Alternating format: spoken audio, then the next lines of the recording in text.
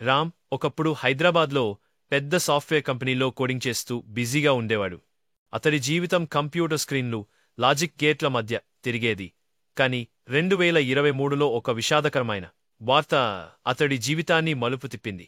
తన తండ్రి జనార్దన్కు ఊర్లో రోడ్డు ప్రమాదం జరిగిందని తెలియగానే రామ్ ఒక క్షణం కూడా ఆలోచించకుండా తన ల్యాప్టాప్ను పక్కన పెట్టి ఊరికి బయలుదేరాడు.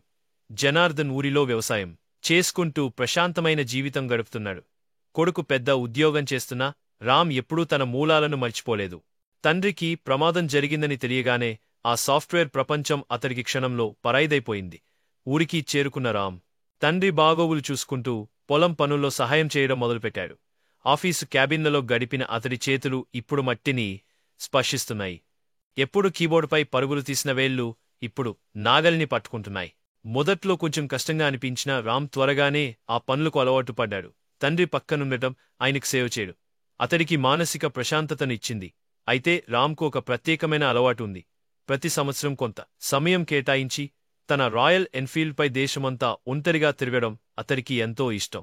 ఆ ప్రయాణాల్లో అతడు కొత్త ప్రదేశాలను చూస్తాడు, విభిన్న సంస్కృతులను కలుస్తాడు, తనను తాను కొత్తగా తెలుసుకుంటాడు.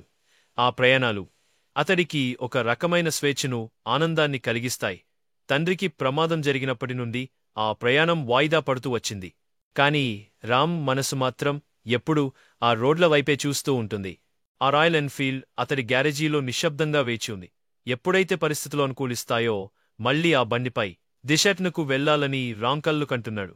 ఆ ప్రయాణాలు కేవలం విహారయాత్రలు కావు, అవి అతడికి ఒక పునరుత్తేజాన్నిచ్చే ఆధ్యాత్మిక ప్రయాణాలు. ఆ మట్టి వాసనలో, ఆ పొలం పనుల్లో కూడా రామ్ తన తదుపరి సాహసయాత్ర గురించి ఆలోచిస్తూ ఉంటాడు.